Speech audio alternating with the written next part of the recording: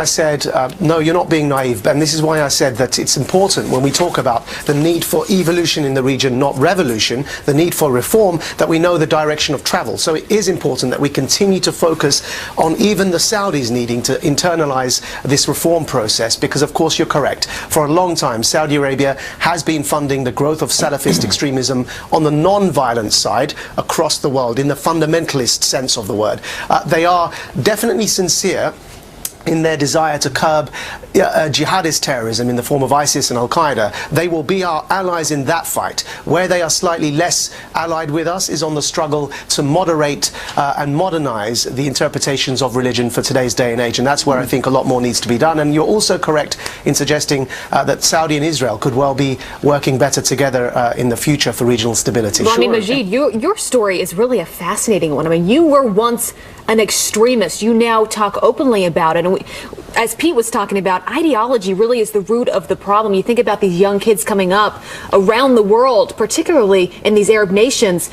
What turned you, and how do we get to the root of that problem, which is ideology, so that these kids have somewhere else to go beyond extremism? Yes, I mentioned in my autobiography, Radical, that where the heart leads, the mind can follow. I was adopted by Amnesty International as a prisoner of conscience while I was serving in Egypt as a political prisoner, and that softened my heart to human rights discourse and allowed me to make this reform process I'm speaking of on an individual level that I think on a macro level Muslim majority societies need to go through as well. And that begins by this people-to-people contact that President Trump is initiating with the Gulf countries, and that allows to soften those relations. But then it must be based on a substantive conversation afterwards on the ideological narrative that you've correctly identified, and that requires people who understand that ideological narrative to unpick it, debunk it, refute it, isolate it from mainstream Muslims, and present alternatives. And I think those alternatives need to be based on secular, pluralistic, democratic values. We have received word from the White House that apparently during that bilateral meeting between the two presidents of Israel and the United States, apparently they were talking about the tensions with Iran. Perhaps now more people, more nations in the Middle East will be drawn to Israel's side to help them because Iran's a big problem. Rob, what did you make of the president's suggestion at, essentially an Arab NATO, where you have allies together against the common That's threat? exactly what needs to happen over there, because on one side, we're not going to defeat Al-Qaeda and ISIS without help from our Sunni Arab friends.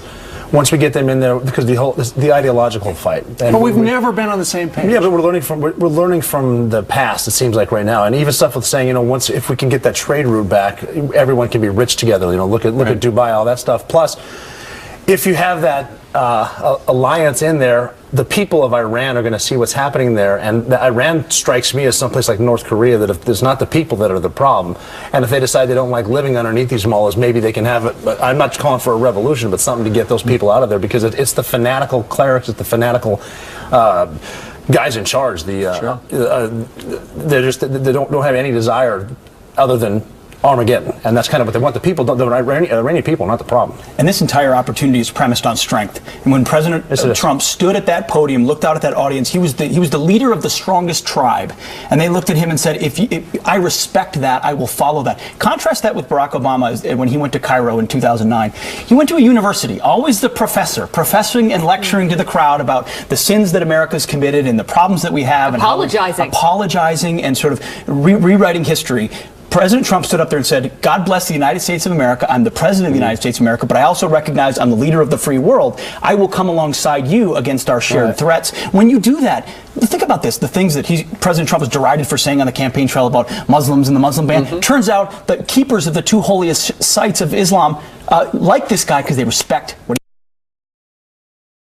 he has to say. Guess what else you're doing too? You're going against Russia. That made them very nervous when Russia got involved and sided with Assad and sided with Iran. And now they said, who's going to help us? And now maybe they're more amenable to America's help. That's exactly right. Majid, Rob O'Neill, Pete Hegseth, thank you all for being with us this morning. Great commentary. All right, we've got a live camera inside that room awaiting the President of the United States to speak, along with the President of Israel in Jerusalem.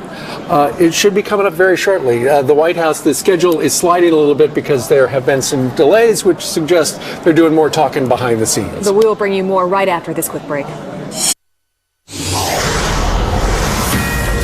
Well, we're still waiting for the president to come out along with the president of Israel and make their public remarks, and then they're going to be planting a tree this morning, and then soon it's going to be on to maybe a more impactful meeting with the Prime Minister Netanyahu. But as of right now, it is 2:46 p.m.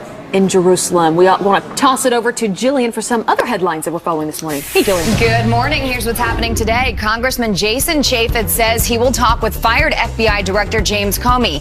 The House Oversight Chairman wants to see if Comey's memos of his meeting with President Trump. Now, this is another FBI Director candidate reportedly dropping out of the running. WJLA in Washington says former FBI official Richard McFeely bowed out for family reasons. The president's list now down to 3. Former Senator Joe Lieberman, former Oklahoma Governor Frank Keating, and acting FBI Chief Andrew McCabe. Tensions are rising as North Korea says they're ready to deploy and mass-produce missiles capable of hitting the U.S.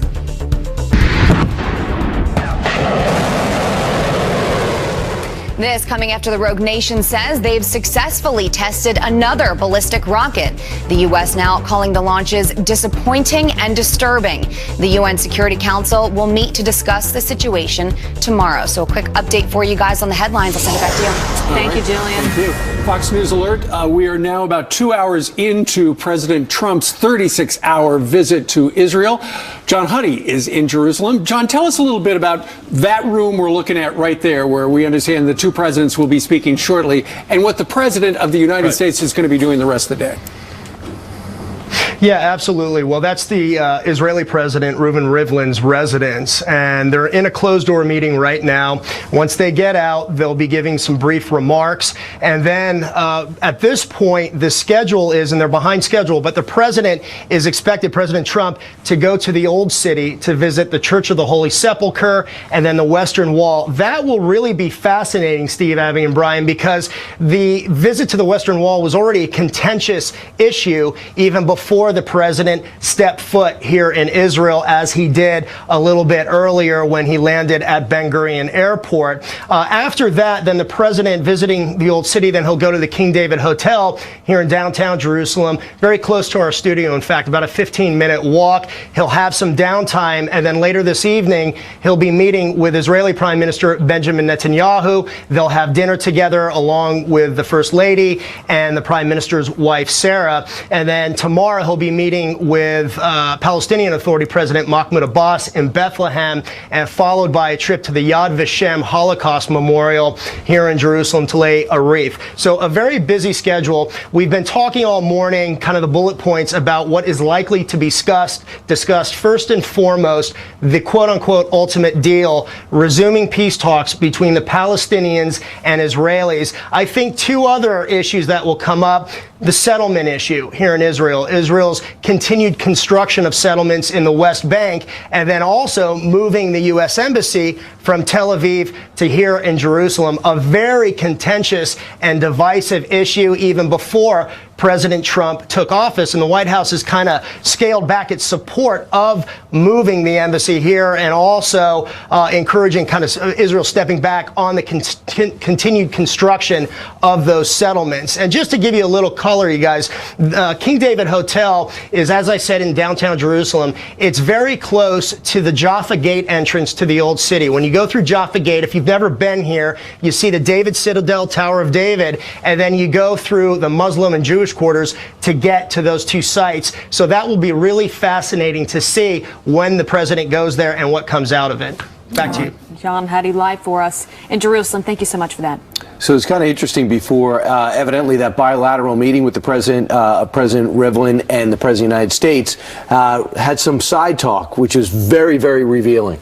And one of those side talk was essentially they were having some crosstalk, and they said, listen, I want to use this opportunity to talk about something more substantial, and then the mic's cut off. And then it pauses, and then they talk about the weather in Saudi Arabia, and then in Florida, and then the mic's cut off. What a moment that was, right? All right, we've got the mics turned on in the room there at the president's residence in Jerusalem, and we're going to take you back there as soon as they come to the mics We'll be in right about back. 2 minutes. did more than just attack the behavior of the Soviet Union. He was declaring that the system itself was going to be crushed.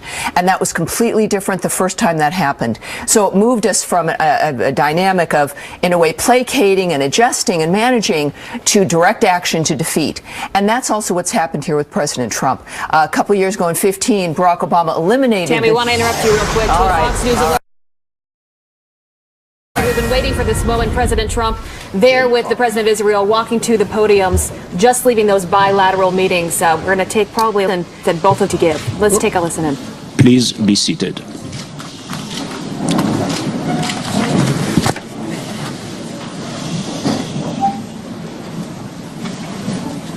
Mr. President, Madam First Lady, I hope that you enjoyed your time. I appreciate the opportunity to learn about your thoughts and visions.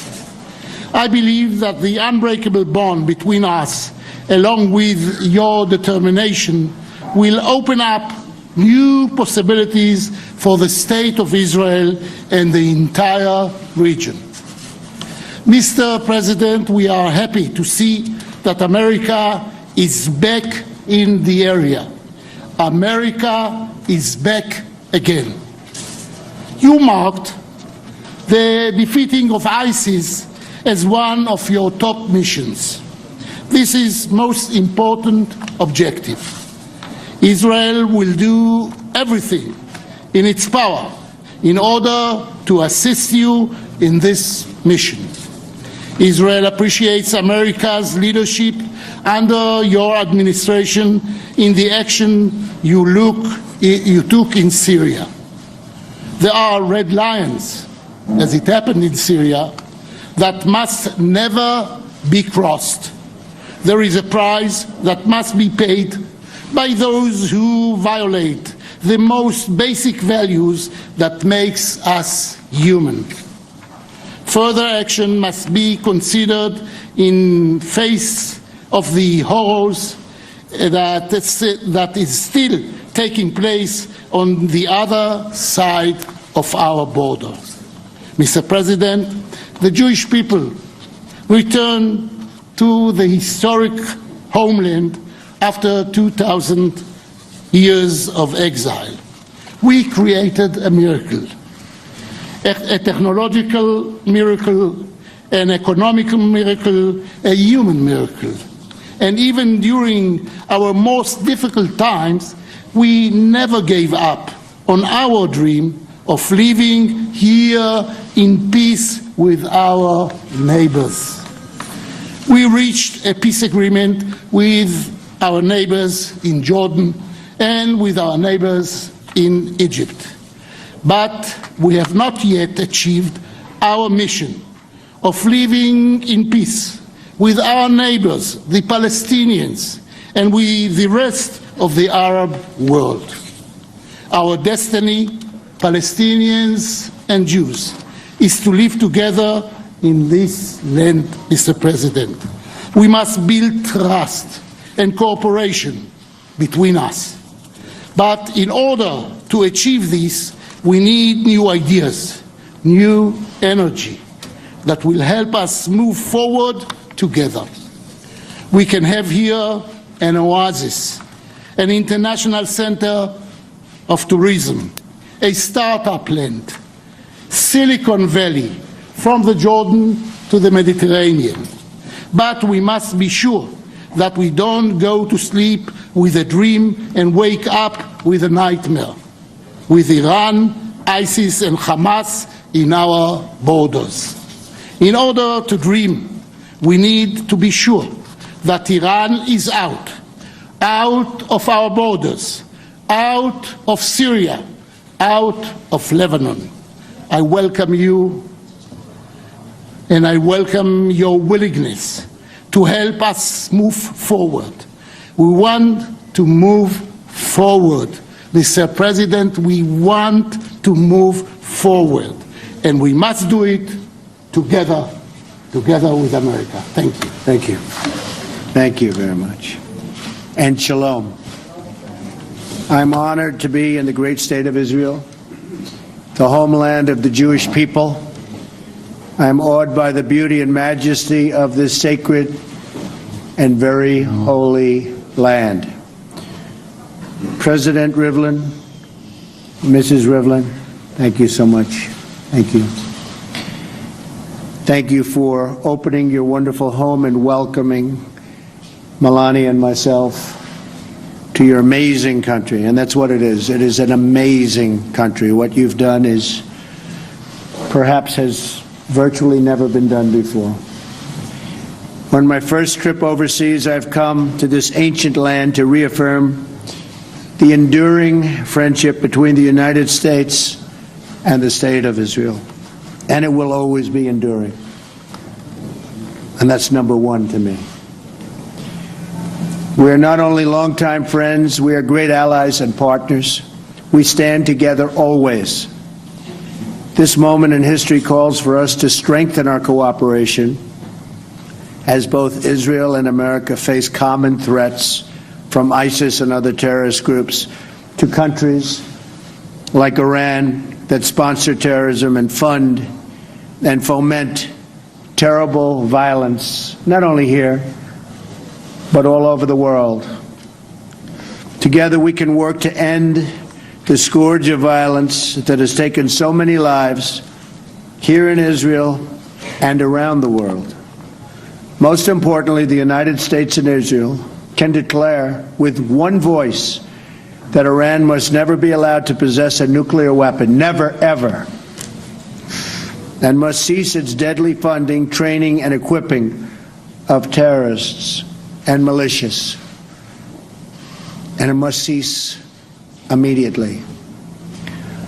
On those issues, there is a strong consensus among the nations of the world, including many in the Muslim world. I was deeply encouraged by my conversations with Muslim world leaders in Saudi Arabia, including King Salman, who I spoke to at great length. King Salman feels very strongly, and I can tell you would love to see peace between Israel and the Palestinians. Many expressed their resolve to help end terrorism and the spread of radicalization. Many Muslim nations have already taken steps to begin following through on this commitment. There is a growing realization among your Arab neighbors that they have common cause with you in the threat posed by Iran, and it is indeed a threat. There's no question about that. I thank both you and Prime Minister Netanyahu for your commitment to achieving peace between the Israelis and the Palestinians. I also look forward to discussing the peace process with Palestinian President Abbas. Young Israeli and Palestinian children deserve to grow up in safety and to follow their dreams free from the violence that has destroyed so many lives. The United States and Israel can also bring safety and greater prosperity to our people through stronger ties of trade and commerce. Already, our two countries do a great deal of business together. We have a strong foundation on which to build an even closer trading relationship that benefits both of our countries. I'm going to try and narrow that trade deficit just a little bit. Is that okay? He doesn't mind. He wants to keep it the way it is. I understand. Today we have so many incredible opportunities before us, and my hope for this visit is that we seize every single one of them. I am thrilled to be here on behalf of the American people. I know Israel and America share the same goals, and I have great confidence that we can achieve tremendous success together. We can achieve all of our goals together. President Rivlin, I look forward to working with you and to seeing more of the sacred land and getting to spend time with the remarkable people of Israel. Thank you very much. Thank you.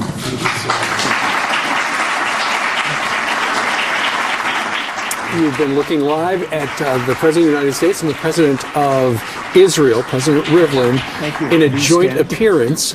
And we understand shortly they're going to be proceeding to a garden where they will plant a ceremonial tree. Yeah, for more, we want to bring in Tammy Bruce and former Speaker of the House, Newt Gingrich. Speaker, I'll start with you here. I mean, what you continue to hear, this common theme of bringing nations together that would normally never find some common ground, is this threat of Iran. Well, look, I think that flying directly from Saudi Arabia to Israel for the first time, something which Prime Minister Netanyahu pointed out he would love to be able to be the first Prime Minister to fly from Tel Aviv back to Saudi Arabia. I mean, that was a big step in the right direction. I think the whole emphasis on partnership, working together, it fits who Trump was as a businessman. He believes in partnerships. He believes in bringing people together for a big project. And he's decided to tackle, a little to my surprise, frankly, the whole issue of Palestinian and Israeli relations, as well as working with the Sunni Arabs to defeat the ISIS and to stop Iran. So this is a trip of big agendas, and Trump is living up to his billing as a guy who thinks big. Tammy, I get the sense that in Israel they have a sense that the president is having some tough time in Washington, and they agree more with his foreign policy than the previous president's foreign policy, and they want to make sure the American people get a positive image. Yeah, absolutely. And of course, the Israeli politics are also pretty rough and tumble. So they know how that works. They know, of course, in this new world that everybody is able to watch this in real time. And so the messaging is key. And before we went to this, noting about the difference between with Reagan's speech and the dynamic of saying that, well, we're going to finally destroy communism and the Soviet system itself, President Trump made that clear in Saudi Arabia, moving away from the degrading aspect or the controlling it, or this is the new normal argument, to saying that this is going to be destroyed and wiped away. Tammy, let's listen for a moment. Not only pray for the peace of Jerusalem, but pray for peace in Jerusalem. And we will add it. Thank you. Thank you. Very nice. Thank you, Mr. President. Okay, thank you so very much. So that is the announcement after the symbolic tree will be planted after they go. The one thing good about being president, you don't have to actually plant the trees. You have somebody else plant them when you leave. You can just be there, appreciating every You can moment. wave and point. Yeah, Yes. exactly. Yes. Nor do you have to water. Newt Gingrich, one of the things President Rivlin said during his prepared remarks, he said, I'm happy that America is back in the area again, clearly a shot at President Obama. And he was talking a little bit about, we've got peace deals with other nations surrounding Israel. We don't have one with the Palestinians. He said, we need new ideas. Is Donald Trump the new idea guy this time? I think so. And notice, first of all, that you have both in Saudi Arabia and in Israel this sense of relief that America's back. I mean, obviously they had a deep feeling that President Obama had left an enormous vacuum that made them much more vulnerable, particularly to Iran. And so both in Saudi Arabia and in Israel, you have this positive sense of how glad they are that Donald Trump is president. In addition, I think Trump is an idea guy. I have a book coming out in a couple weeks called Understanding Trump, and one of the things that really hit me in preparing for it is all his entire career. He's had big ideas. Trump Tower is an example. He has gone out and he has sold people on investing in his big ideas. He's convinced property owners. He's built corporations. This is a guy who loves to create. He loves to build.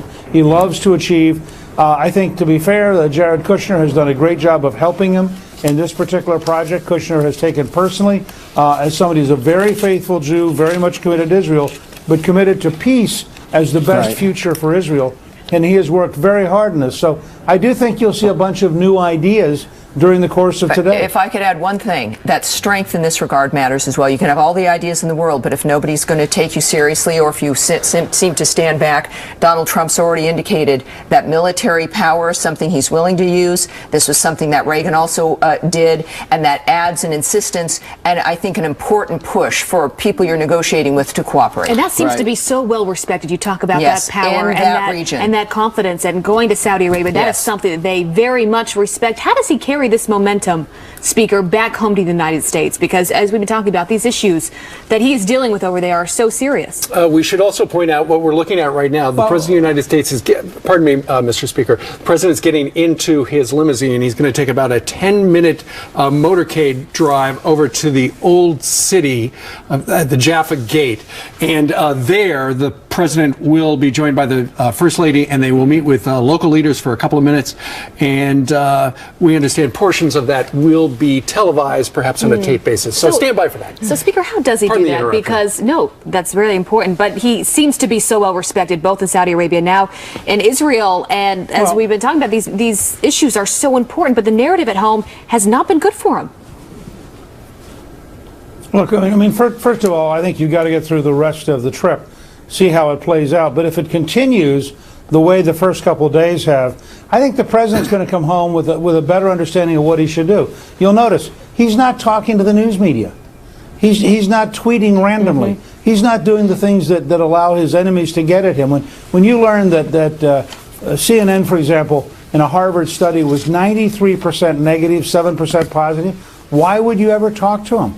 I watched some of the Sunday shows, and I thought it was absurd the way they treated some of the administration officials. I think hopefully what's working on this trip is a very serious professional team which has put together an extraordinary series of steps, made some great deals, done things that will create jobs in America and strengthen our defense in the Middle East, done it methodically in a very organized way. If the President comes back home and applies those lessons to health care, to tax policy, to job creation, to infrastructure, you'll see a new and dramatically more dynamic Trump administration, and the country will follow. The news media may not, but the country will follow, and I think he has the ability to do that. And this trip certainly is at least so far, is an enormous boost in understanding how smart he is, how powerful he is, how committed he is to really big things. Right, and I think one of the things that you say about, sometimes as a motorcade pulls away for that 15-minute ride, what I thought was, I was really struck by President al-Sisi, who said yesterday about Trump, "You are a unique personality that is capable of doing the impossible." You would never get that impression here at home, Tammy, that the President has this type of perception overseas. Well, and this is what's good about, of course, a trip like this. And this is why I would argue you had such a push against the President before he left, because even the media knows this will be good for him. So as long as he is, as the Speaker noted, as long as he maintains control of the narrative, this could speak to changes that they make here at home as well, not pandering to the media so much, not having the media, which is really or attacking. Well, I mean, that's it. It's like when you're having a press conference, they've complained he hasn't already had one. Well, it's like having a press conference with Hillary's staff. Why would you do it? And what's at stake is the nation. So if the argument is not whether or not it bothers Mr. Trump, because it does and it should, it's about how is this helping us move forward. This trip, in its entirety, is significant. It shows the nature of his leadership ability, and this does further his promises. It makes America stronger. It makes America safer. But more than that as well, it's key to the fight against ISIS and terrorism, because of the nature of the aggression and the reinforcement there that this is a serious man. Sure. President Trump has said he would love to do the ultimate deal. Let me add one thing. Go ahead, sir. No, I just want to add one thing to what Tammy said, because she said it so well. It's ironic that if you are the King of Saudi Arabia, the Prime Minister of Israel, the President of Egypt, you treat Donald Trump with enormous respect as the leader of the most powerful nation in the world. And yet the reporters treat them with contempt. The reporters are pygmies. They're little midgets. They spent their lifetime as voyeurs, watching other people do real things. Exactly. It strikes me that the President ought to establish a new rule and say, look, if you're determined to be a midget, that's fine, but you're not going to be in a press conference with me or my staff. Exactly. And I think they need to have a totally much tougher attitude towards the media and say, I'm the President of the United States, you're not. Right. And if you're not worthy of my talking to you, I'm not going to talk to you. And you'd see the media begin to fall in line, because the gap between how world leaders treat Donald Trump and how the American media treats him is inexcusably big. You're right, and it hurts the overall presidency, whether you're a Democrat or a Republican, because it lowers the bar. Joining us now, you can't see him yet, Mr. Speaker, along with Tammy Bruce, is Professor Alan Dershowitz. A giant in the legal industry. Who knows Israel well, and a lot of these people are your personal friends. Yes. Your take on what we've seen so far this morning? Well, you know, I have recently met with the president, with President Abbas, and with Netanyahu, and this is terrific what's going on. I think the president is saying and doing all the right things. His statement that Iran will never, ever be allowed to develop nuclear weapons is very different from the deal that President Obama They have 10 years, made. they're going to build one. That's right. And so that was a very important statement.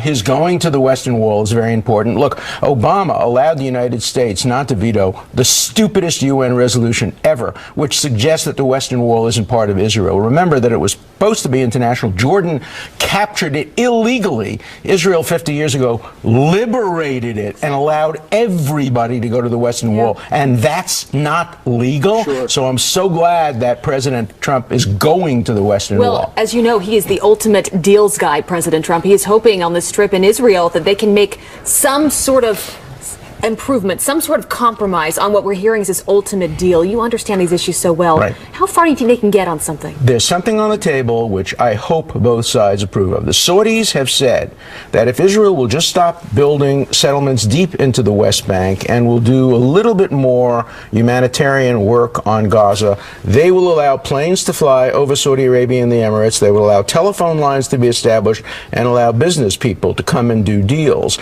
That's just the beginning. But if President Trump can come home with that deal, he'll be able to say, I accomplished more in 130 days than the previous 4 presidents have accomplished. Mr. Speaker, I want you to weigh in. I know you have to run, but I want you to weigh in on what Professor Dershowitz just said. Well, look, I think Alan has it exactly right. This is one of those unusual moments in history when courageous and inventive leadership can change everything. We saw it happen with the Chinese president at Mar-a-Lago. We saw it happen in Saudi Arabia, and a scene I never thought I would see with the entire Sunni world coming together. We will, by the end of today, may see it happen here. But remember, each of these requires unique skills, unique energy, unique focus. None of them are guaranteed to work. And President Trump is showing enormous courage.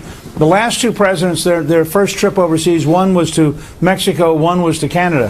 What Trump is doing is historic. It will be historic in the 4th year of his presidency. This is his opening trip.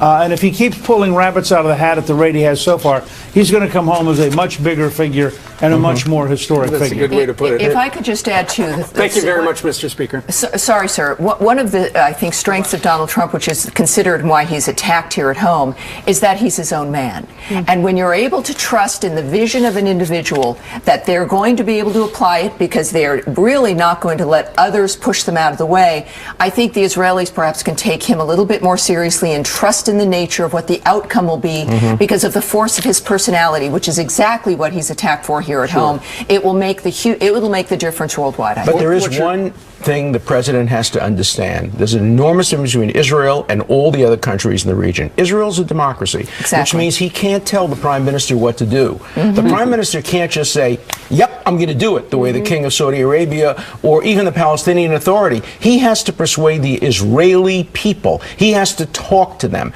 He has to get on television. He has to be persuasive. He has to be a salesman to the people. That's the nature of a democracy. Sure. You're looking live, folks, in Jerusalem. That's the Church of the Holy Sepulchre. And the president is heading that way. Have you been there, Professor? I have been there. It's an amazing place. It is a place where all Christians unite. There's a special section for certain kinds of Protestants, Catholics, Eastern.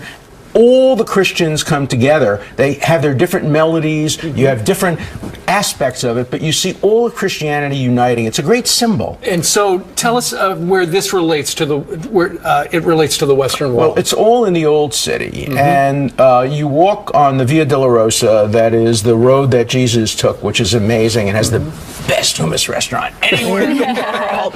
And then you have to walk probably about a half a mile, and you get to the little corridors that take you down to the Western Wall. And whenever I go to Israel, I always make a point to go to the Church of the Holy Sepulchre, to go to the Western Wall. The other place I go to is Ramallah. Why? Because it's a beautiful, beautiful city, and you see it and you say, this is the occupation that they've been telling us about? Sure. I see more, BMWs and Mercedes and fancy cars and fancy. This is the occupation? That's the and I story tell we my don't get. students to go there. That's the importance of Americans traveling. Of course, certainly sure. to That is a Israel. great point. Professor, now I'm craving hummus. Thank you for that. But, it's interesting because President Trump has, as a businessman, has been over to this part of the world. Same with his Secretary of State, Rex Tillerson, as head of Exxon. This trip, everywhere he's visiting now, what do you think he'll take home with him? How will he view this relationship with Israel maybe differently than before he arrived? Well, he'll understand that Israel is the only country in the Middle East that helps the United States militarily. They help develop military weapons. They help to develop Stuxnets. They help to develop Iron Dome. Their intelligence is absolutely remarkable. And they're very much like the United States. He'll feel so at home in Israel. It's a democracy. The Prime Minister of Israel is attacked more ferociously by the Israeli press than he is. Yeah. He'll feel very much at home. Alan, what does it say to you that Donald Trump is going to be the first president to visit the Western Wall, which is the holiest site where Jews can pray? It's so important because of the Obama disaster UN resolution that he didn't veto, which basically says the Western Wall is occupied territory. The President of the United States is not visiting any territory that he believes does not appropriately belong in Israel. So it sends a very, very important message. I wish he had done it together with the Prime Minister, but that's a choice he made. And I am sure that by the end of the after the Obama administration, by the end of the Trump administration, I hope we will be closer to a peace that secures Israel's security, that makes sure that the United States and Israel remain close together. So I'm optimistic. Ironically, the Iran deal might help make that happen. Right, because Professor? it unites all the Emirates and the Saudis with Israel. They know, look, Israel is not going to hurt any Arab country. The Iranians might, and that's why there's an alliance building. All right, Professor Tammy, thank you very much. Professor, thank you. President Trump calling for a new chapter in the Middle East. What will it take to make that happen? Our panel of U.S. war veterans, including Pete Hegseth and Rob O'Neill, next. All right, this is a Fox News alert. You're looking at the Church of the Holy Sepulchre, and the President of the United States and the First Lady are going to be arriving very shortly. You can see some people up on those stairs right there. The President is going to be joined by a few local leaders for a couple of minutes, and then they're going to walk to the church, and you'll see much of it unfolding live right here on the channel this morning. As we have all morning long. Yeah, joining us now, our panel of U.S. war veterans, Fox News contributor Pete Hegseth, along with Iraq war vet Chris Nawam, and Fox News contributor and Navy SEAL who killed Osama bin Laden, Rob O'Neill. Thank you all for being with us this morning. Pete, we've been talking about in the commercial break, I mean, you have spent a lot of time in this part of the world. Tell us the significance of this holy church. Yeah, it's one of the holiest sites in Christianity. It's in the old city of Jerusalem. I've been there a couple times. Going to Jerusalem is understanding the complexity of the situation that every American president has faced and all these three major faiths face. Going to the Western Wall has powerful symbolism, right? It's the holy temple for Jews, but with a mosque built on top of it, recaptured in 1967, but still a controlled mosque, and the Western Wall is disputed territory. All of these things are right on top of each other. The Church of the Holy Sepulchre, there's a mosque right next to it with a loudspeaker that blasts straight into one of the holiest sites of Christianity. It's so complex that gives you a sense of why it's so difficult. Just about 3 or 4 minutes ago, Alan Dershowitz was sitting there, and he was talking about how the Prime Minister, Benjamin Netanyahu, wanted to accompany the President to the Western Wall, but the Presidency said, you know what, no, it's going to be a private visit, not political. Well, it still sends massive political messages. You know, President Trump said he was going to potentially tear up the Iranian deal. I think this trip is effectively the beginning of the tearing up, the dismantling of the Iranian deal. Partnering with the Saudis the way we have, partnering with the Israelis as adamantly at that press conference. You heard him say that he'll never get a bomb. That is a big part of what this trip is meant to do. But Chris, I think the problem with ripping up the deal is they already got everything up front. So they'd be more than happy to say, okay, you don't want us to abide by everything that I told you I would. So that would actually help. So what you could do is really enforce that deal. Would that help more? I think so. I mean, they have to move with what they have. I mean, when you have an 8-year administration, I mean, you need to turn the page, and it takes a while to do that. But I think that we're seeing with the president over there, he's a deal maker, and I think the timing of this trip is good. Escape some of that acrimony in Congress and some of those things going on. But this was go time for America first, and I think so far it's going well while he's also building allies while he's at it. I think this is a successful trip for the president, and I'm impressed with what he's doing. Okay. I mean, you think about this place like Israel, Rob, I mean, constantly under threat. I mean, there are parts of Israel on the border where you can see terrorist-held territory, right? I mean, being here, it's so real when you think about the issues that they're going to be discussing all afternoon. It is interesting there, and obviously there's been a conflict in that part of the world since basically the beginning of mankind, but hopefully with this new learning from history type, try to get rid of the ideology of murdering each other because we don't all believe in the same thing. That can come there too. As we mentioned Dubai earlier. If some of the Palestinian terrorists can see what's going on in Israel and what a modern city it is, and a lot of Palestinians live there with Jews, with Christians, and enjoy it, there's nothing wrong with living together. It's been a tough one to do ever since, even the peace deals, they don't seem to work. But if they can get something where it affects all of us in a good way on this earth, that's the way to win this entire thing is through education, and hopefully we're taking that step. It's going to be a long one, but they're taking that step forward. Well, he's certainly getting education there today. Right, and we understand from our producers that are traveling with the president, apparently they have arrived, and we will see them very shortly. Pete, as we look at the Church of the Holy Sepulchre, this is really symbolic because of the different religions that control the church, and the President of the United States has made a message to the three great religions that what he's interested in and what we should all be interested in is tolerance, and a fierce resistance to terrorism will lead to a more prosperous future for all of us. Yeah, very much so. But the only way you get there is by being honest about what each side believes and what they're interested in achieving. I mean, the church, you're looking right there. That's the courtyard outside the Church of the Holy Sepulchre. So when the camera pans, it's panning toward the front door as you go in. The church is actually controlled by multiple different Orthodox parts of the Catholic Church and Christian Church. The churches couldn't even agree on who was going to maintain this holiest of sites. But they're able to do it together. They kind of do it together. It took them a long time to do it. So it's a reminder that even within Christianity, there was that much differentiation, that they battled each other. Now we're moving outside of that, trying to find ways to work as Christians, Jews, and Muslims. It's a massive problem to tackle. And going to Jerusalem, you mentioned it, Abby, when you're on the Golan Heights, you're looking over Lebanon and Hezbollah and ISIS-controlled territory. You go to Judea and Samaria, the so-called West Bank. There's a lot of contention in the Gaza Strip, effectively a terror state. They're living on top of each other with imminent threats, and that makes every decision they make not academic, but life or death. Chris, I imagine you're also a GOP strategist, along with having being an Iraqi war vet. I imagine this is making Republicans feel a little bit better over the last 3 days than they have over the last 7.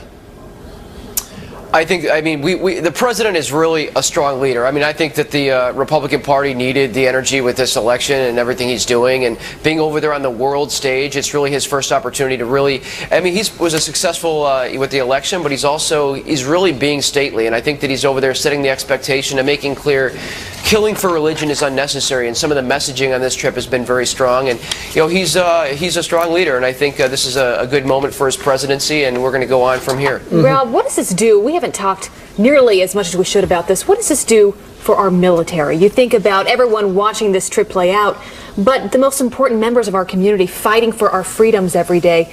What are they taking away, you think, from this trip? The fact that he chose these 3 major religions as his first international trip, and he's coming down so hard on something that they all are going to face, terrorism. This is really good for our military and our military's families, because now they have there's a goal, there's a vision, there's leadership, there's American exceptionalism along with a really strong alliance solidarity, which is what we need to go forward. Having help with our Arab friends, our Sunni Arab friends, we know we're going to get help against fighting ISIS and Al-Qaeda, which are still out there. We know we're going to get help against surrounding what Iran is doing, and they know that when they go there, everything with arming the Kurds, a lot of my friends that are special operators, SEALs, and Army Marines have been saying the problem is we couldn't get the Kurds the weapons the right way, even though they're the ones that we want fighting ISIS because of the Iranian-backed militias are doing it now, and if we try to arm the Kurds through the Shia, they're not going to get the weapons they need. But now that this is all happening, the military is getting the leadership they want, they have the vision they want, and that, like I said, that trickles even back to the family from around at home, because they know that the men and women going over are doing something for a purpose. But not only that, they also know there's another $24 billion in the budget for defense, and that goes quickly, let alone the normal budget that goes in. So that gets, hopefully goes to the right people. And I also think it's important that I think and you guys tell me, and Chris, you want to weigh in, that the generals, the Secretary of Defense is actually making defense decisions. You have the National Security Advisor is a former general, and where the staff of the last administration was making a lot of the military decisions, I think a lot of the military seems to feel better that it's actually in the hands of a general. What they're also doing, too, is that not only is the Secretary of Defense making decisions, he's delegating to other ground force commanders, other battle space owners to do the decisions they know because they're intimately involved. They're using the chain of command properly, and there are very, very few staffers and not calling it from CENTCOM in Tampa. No, they're giving the authority. Even with the big Moab that went off a few weeks back, that's a combatant commander that did it. That's not coming from the White House, but it's delegated from the White House. All right, let's listen in as the President of the United States approaches the Church of the Holy Sepulchre.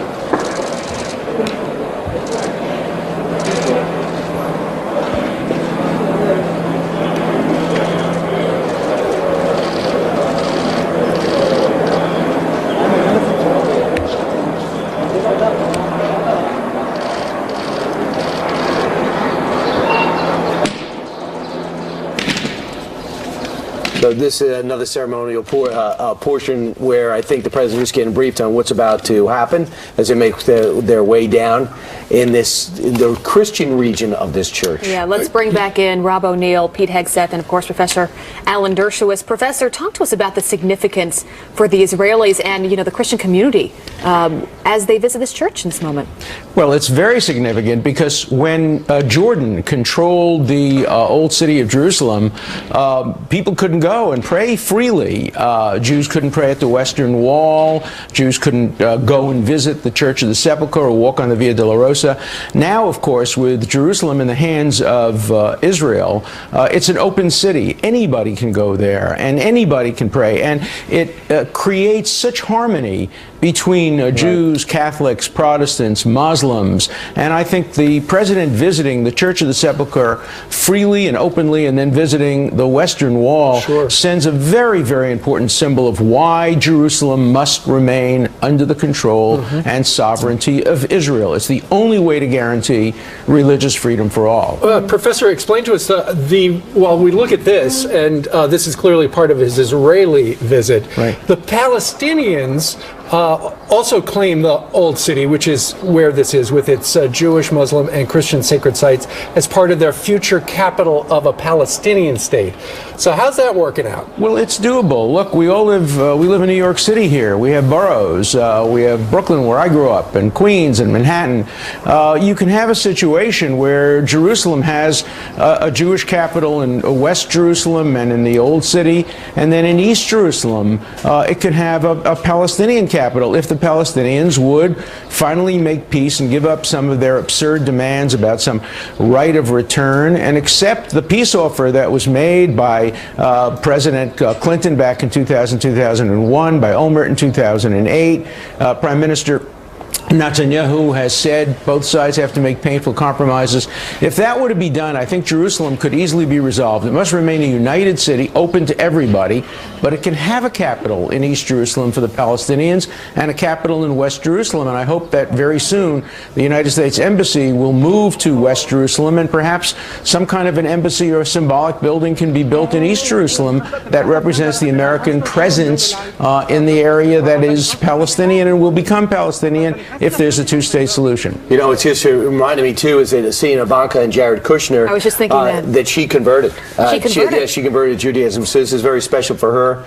And now I believe someone's making an address.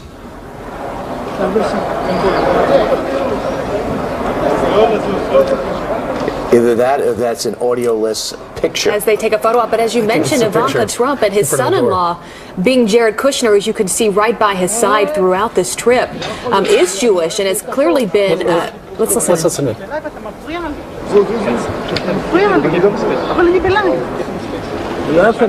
אתה נכנס לי לפרק, תבוא לפה, תעמוד פה, בסדר, אז ייכנס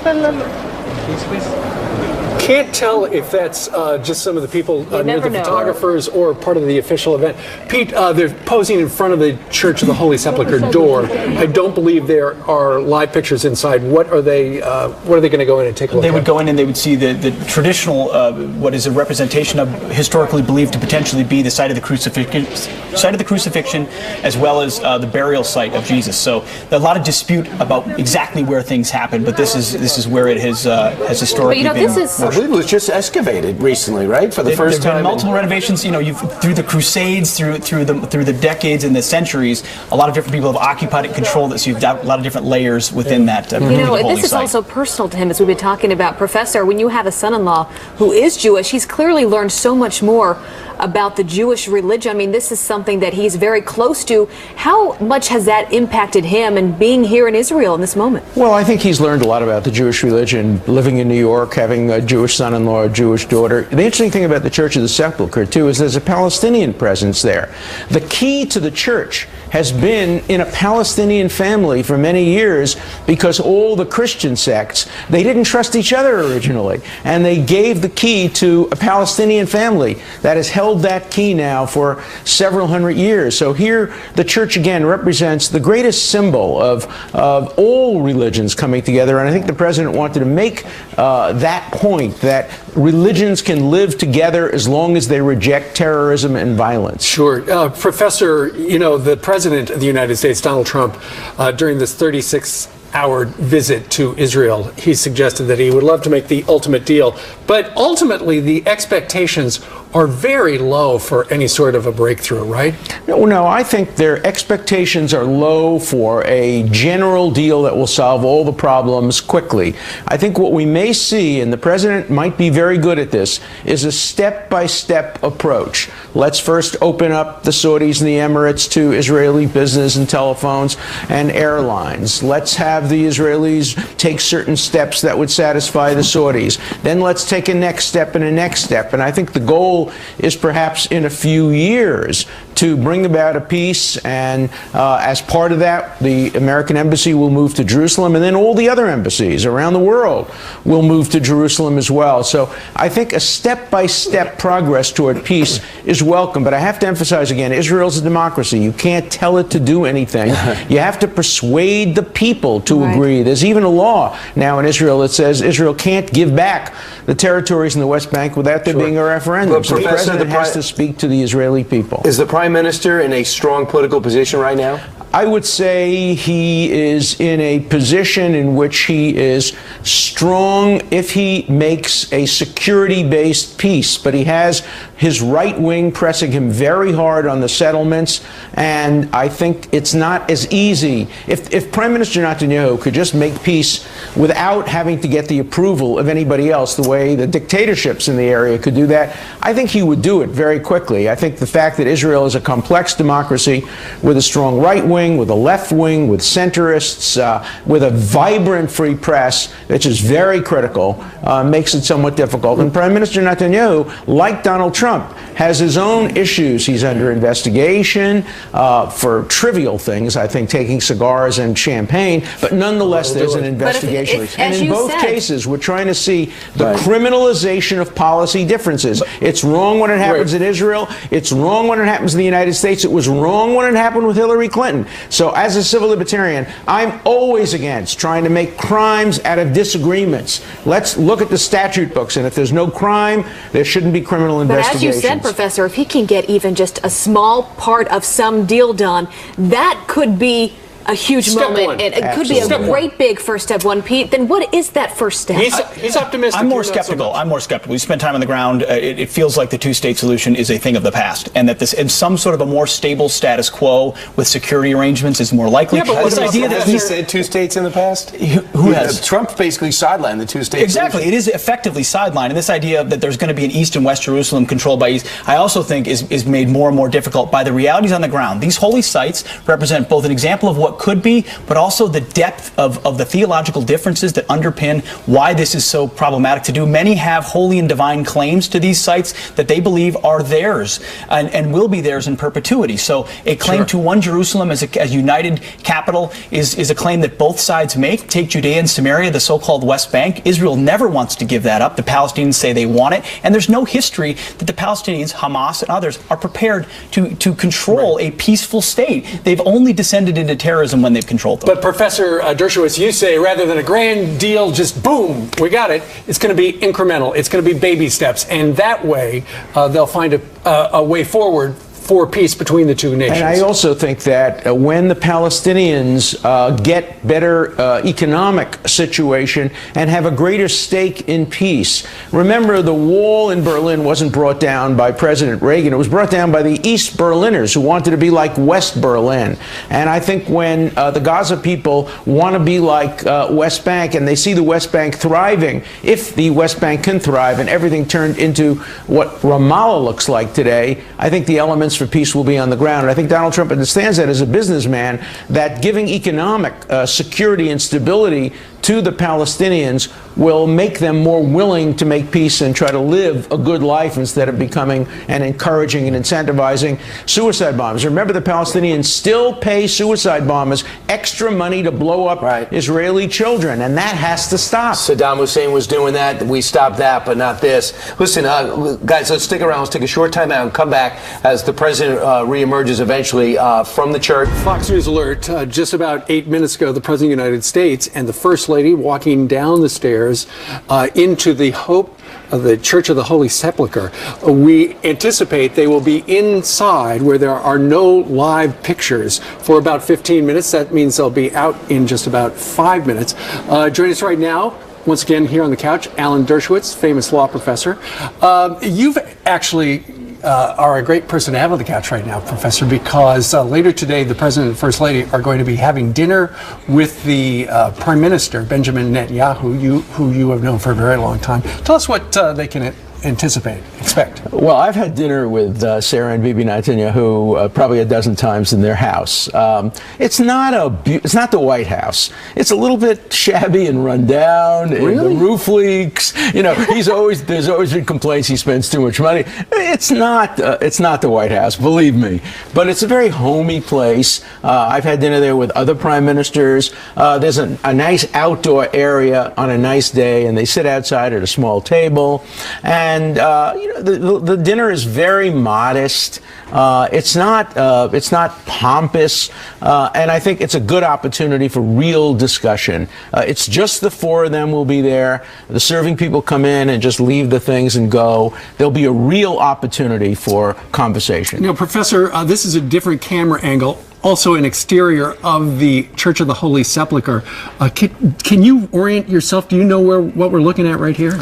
Are we closer to the Western Wall? I think we're moving toward. I mean, that looks like it could be the promenade. To the Western Wall. Yeah, that's the promenade to the Western Wall. Let's remember, when Jordan controlled that, there was no promenade. Jews were not allowed to pray there. It was a slum, basically. And the Jordanians knocked down all the synagogues, destroyed all the holy sites, and they claim that they had the legitimate control over it. And that's the wall right there? That's the wall. I've been there 100 times. Israel liberated that wall at great cost in terms of personnel. And you know that during the Six-Day War, Israel sent a message to the Jordanians: we will not capture the wall, we will not capture East Jerusalem if you just stay out of the war. And Jordan sent rockets into West Jerusalem against civilians, and Israel had no choice. It then went in and captured the Western Wall at great cost, and retrieved it, liberated it, and captured the Jewish quarter, which had been totally destroyed. And the good news is now, with King Abdullah in charge, there's much better relations between the two, and they are an ally that also feels ignored by the previous previous administration. Let's bring in now Dan Bongino, former Secret Service guy, and you know, Dan, the bear of a task it is to secure a place like this for the President of the United States. Give us an idea. Yeah, this is just, if the presidential inauguration, Brian, is the Super Bowl for the Secret Service, this is like the conference finals, a foreign trip. I mean, you have to remember, on the Saudi portion of the trip, you're playing in Al-Qaeda's backyard here. This isn't time to mess around, and the Secret Service knows it. From a logistics perspective, there are hundreds, if not thousands, of weapons. All have to be accounted for. All have to be shipped into the country on cargo planes. You have vehicles. Remember, we fly our own cars over. Little known fact, the president doesn't get in anybody else's cars, ever. We take our cars everywhere. We take our own helicopters everywhere. We fly our own helicopters over there on planes. We stick the propellers in, fly them right up on the C-17s. So we have to take all our equipment. And one thing, I read a story today about the president being a little bit tired. It's one thing the public doesn't understand that goes on behind the scenes. These guys are exhausted. Remember the shift, the security shift, Brian, traveling with the president, they've had no time whatsoever to acclimate to the time difference. So right now for them, it's 8 o'clock in the morning and they haven't slept. Well, not to mention in a place like Saudi Arabia where it's over 110 degrees there, so you add the schedule, it's a dry heat, plus the weather. Dan, I mean, you have experience traveling on these trips with former President Barack Obama. Talk to us about just the perception, because as we've seen this trip play out, really a difference in terms of the reception that he's received in both Saudi Arabia and now in Israel.